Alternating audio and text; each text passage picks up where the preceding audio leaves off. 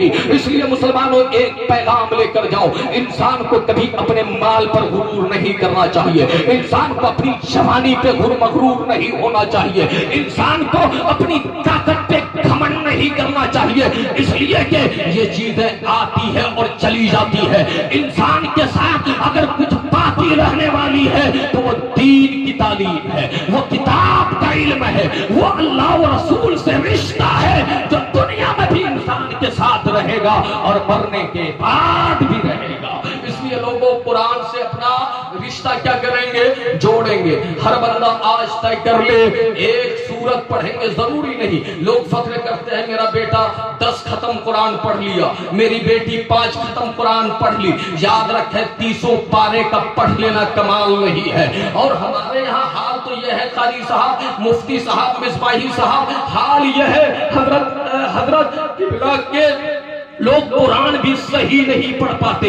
یاد رکھیں قرآن کا صحیح پڑھنا ضروری ہے. بہت سے بزرگ لوگ داڑھی سفید ہو گئی, قبر کے آگوش میں جانے کو ہے, لیکن ان کی نماز نہیں ہوتی. اگر کسی عالم دین نے وقت پر متنبہ کر دیا, کہا آپ کی نماز نہیں ہوتی, تو بیچارے بوڑھے چڑھ بیٹھنے کی کوشش کرتے ہیں.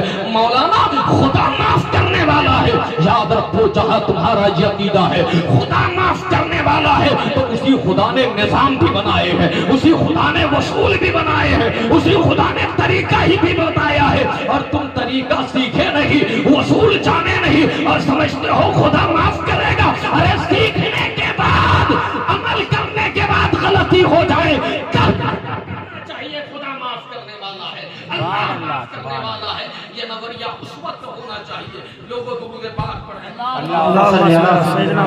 کوشش میں ناکام رہے گا, تمہیں فرصت ہی کہاں ہے. آپ کا بیٹا, کسی کا بیٹا, یہ حفاظ آج بنے حضرت, یہ مولانا وسیع صاحب قبلہ, ان کے ماں باپ کتنے خوش نصیب ہیں. میں گارنٹی کے ساتھ کہتا ہوں ہمارے معاشرے میں بہت سے امیر کبیر لوگ ہیں جنہیں دین نہیں آتا, جنہیں اسلام کی سمجھ نہیں, جو قرآن صحیح نہیں پڑھ سکتے. کسی کا بیٹا بڑے پوسٹ پر گامزن ہو گیا, وہ باپ زندگی بھر فخر کرتا ہے میرا بیٹا ڈی ایم بن گیا, میرا بیٹا ڈاکٹر بن گیا, میرا بیٹا پروفیسر بن گیا, بڑا فخر کرتا ہے. لیکن پیارے دین نہ سکھانے کا نتیجہ کیا ہوتا ہے؟